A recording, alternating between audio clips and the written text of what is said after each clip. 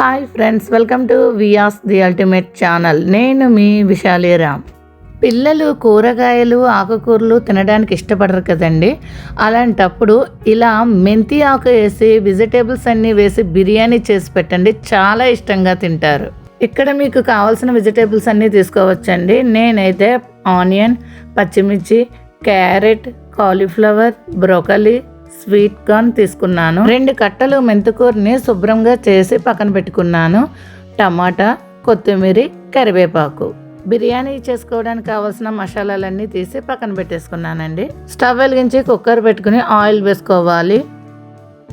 Oil బాగా కాగిందండి. ఇప్పుడు ఇందులో బిర్యానీ మసాలాలన్నీ వేసుకుని 1 నిమిషం వేయించుకోవాలి. ఇప్పుడు ఇందులో కట్ చేసుకున్న ఉల్లిపాయ పచ్చిమిర్చిని వేసుకోవాలి. ఒక 2 నిమిషాలు వేయించుకోవాలి. ఉల్లిపాయ ముక్కలు బాగా వేగాయండి. ఇప్పుడు ఇందులో కట్ చేసుకున్న కాయగూర ముక్కలన్నిటిని వేసుకోవాలి.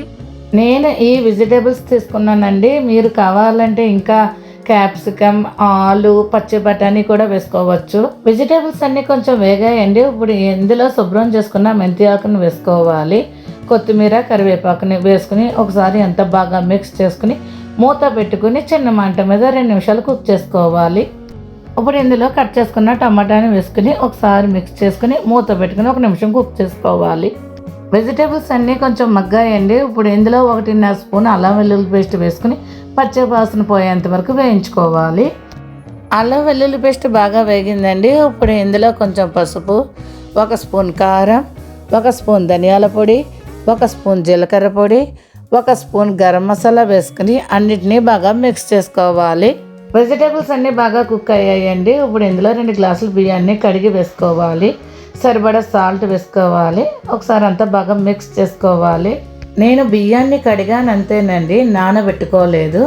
ఒకసారి అంతా బాగా మిక్స్ చేసుకుని 2 గ్లాసుల బియ్యానికి 4 గ్లాసులు వాటర్ వేసుకోవాలి. ఒకసారి అంతా బాగా మిక్స్ చేసుకోవాలి. ఇప్పుడు కుక్కర్కి మూత పెట్టుకొని 2 విజిల్స్ వేయించుకోవాలి.